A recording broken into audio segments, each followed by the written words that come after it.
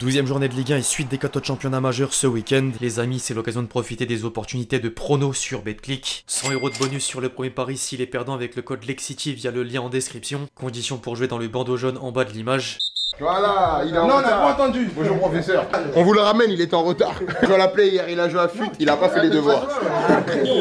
L'équipe, j'espère que vous allez bien. Aujourd'hui, nouveau 5, la nouvelle formule d'ActuFoot dans laquelle je fais chaque semaine 5 focus sur les derniers événements du moment. Au programme, un bilan des clubs français sur la scène européenne avec un coup d'œil à l'indice UEFA, l'énième épisode du feuilleton Mbappé Real Madrid, les premières rumeurs du mercato hivernal avant l'heure, les retombées de la sentence de la LFP qui a tranché pour aucune sanction suite aux incidents de l'Olympico, sans oublier la compile de buts traditionnelle. Bref, je vais pas en dire plus, les amis, je m'excuse d'avance pour l'avoir. Encore une fois, je suis malade, je compte sur vous d'avance pour lâcher votre meilleur j'aime sur l'épisode du jour. Si vous souhaitez me donner de la force, c'est le meilleur moyen de le faire, alors merci vraiment à tous ceux qui prendront 2 secondes pour le faire. Vous êtes des boss, comme d'habitude.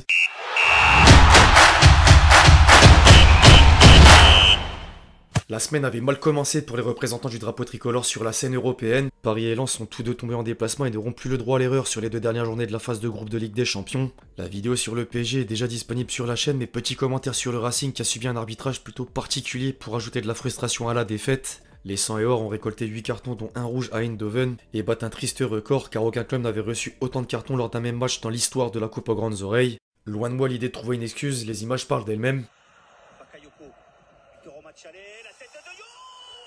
L'arbitre a quand même l'air bien content sur le but de De Jong. Francaise résumait assez bien le tout en conférence de presse d'après-match. Je cite, « Nous avons appris par le passé qu'en Ligue des Champions, il fallait éviter d'être trop agressif. Je ne relève que des faits. Nous avons commis 10 fautes et nous récoltons 8 cartons, quand notre adversaire en a commis 19 pour 2 avertissements. Mais voilà, à nous d'être plus expérimentés ou plus malicieux ou moins naïfs. Il vaut mieux éviter d'être le petit poussé dans cette compétition. » Tout est dit. Les autres clubs français parvenaient ensuite à relever le niveau dans les compétitions sœurs de la Ligue des Champions. Toulouse a réussi l'exploit de battre Liverpool. Rennes s'est offert le Panathinaikos à 10 contre 11. Marseille a pris le meilleur sur Athènes en Grèce. Et même si l'équipe ne l'affiche pas, Lille est revenue de Bratislava avec le point du nul. Sur un malentendu, ça pouvait marcher. Les supporters toulousains ont arboré ce message sur une banderole avec la tête de Jean-Claude Duss avant le coup d'envoi. Et le Stadium TFC a obtenu gain de cause. Non sans déranger Jürgen Klopp en conférence de presse d'après-match d'ailleurs. Waouh.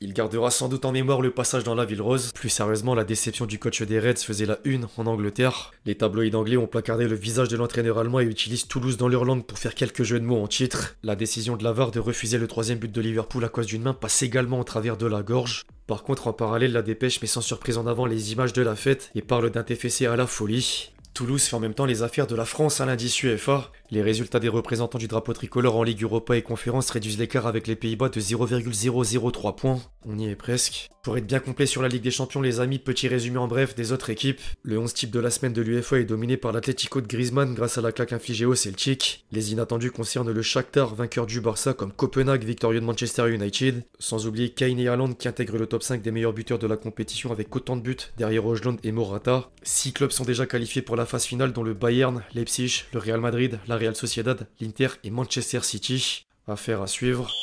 Sans transition, Mbappé était encore au centre de l'attention cette semaine. La première raison concerne un extrait à la veille de la défaite du PSG à Milan dans lequel le kick s'amuse à chambrer Donnarumma sur les chants que les tifosi lui ont réservés sous le ton de l'insulte. Didi lui a laissé dire Filio di Pu dans le plus grand des calmes. Tout le monde a compris que c'est une blague, mais certains ont fait le rapprochement avec le clash envers un journaliste 2 semaines plus tôt. Il avait défendu Hakimi suite aux insultes des supporters brestois et lui disait n'avoir jamais mis les pieds sur un terrain de foot. Par contre, la deuxième raison vient encore du feuilleton Mbappé Real Madrid. Mercredi, la Cadena Ser a lâché une bombe sur la star tricolore. La radio espagnole stipule que la Maison Blanche a décidé de ne pas recruter le Kicks parce que son salaire et les bonus sont trop élevés. L'investissement important malgré son âge qui bousculerait la politique de transfert que s'efforce de respecter le club et sa décision de prolonger 2 ans en arrière alors qu'il pouvait débarquer libre. L'information faisait le tour des réseaux sociaux avant démenti par médias interposés. RMC Sport a rapporté que le club merengue reste intéressé par la signature de Mbappé et manœuvre pour montrer qu'il ne court pas après l'attaquant parisien. La stratégie est de préserver une image jusqu'à passer à l'action.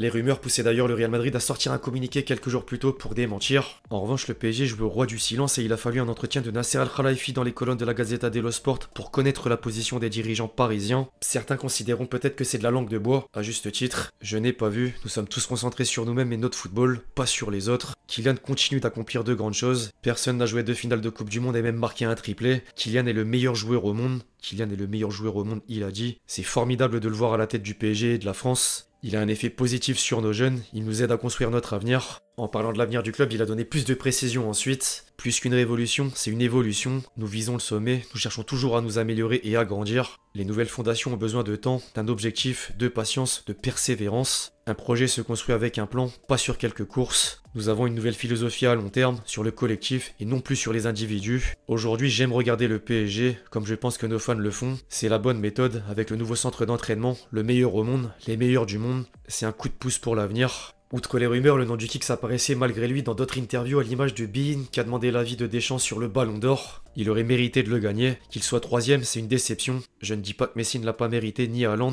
Il est jeune, mais avec ce qu'il a réalisé, il aurait mérité. Après, ce sont des votes de journalistes du monde entier. J'ai été pour le moins surpris, voire même un peu plus de certains votes. Ne pas mettre Kylian dans les 5 premiers, c'est, je vais pas dire malhonnête, mais presque. Il a pas tort. Enfin, le Parisien a interrogé Lucas Hernandez pour la première fois depuis l'arrivée à Paris. Le champion du monde 2018 s'est confié sur les coulisses du transfert et évoqué le rôle de Mbappé pour le convaincre. Il sait a priori faire le travail de Luis Campos en plus de marquer des buts.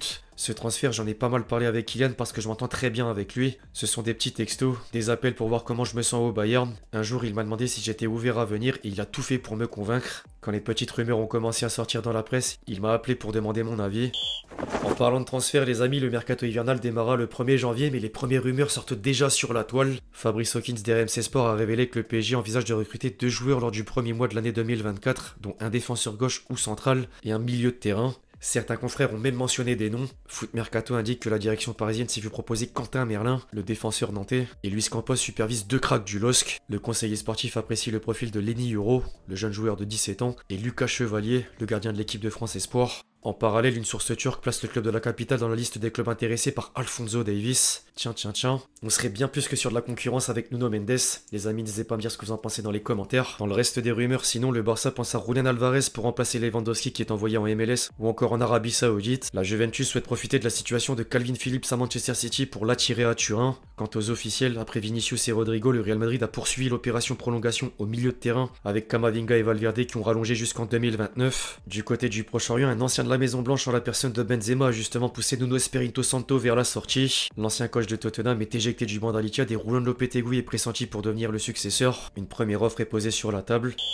Dans le reste de l'actu, les amis, on connaît enfin le verdict de la LFP concernant les incidents de l'Olympico. Rien, zéro, nada, personne n'est sanctionné. La rencontre aura lieu le 6 décembre au Vélodrome avec du public et les supporters lyonnais sont même interdits de déplacement. La décision avait de quoi scandaliser l'OL. Les Guns ont balancé un communiqué pour annoncer fait rappel et rappeler les épisodes de violence. Entre l'attaque du bus des joueurs, la grave blessure de Fabio Grosso et l'agression de 6 quarts de supporters, ça fait beaucoup.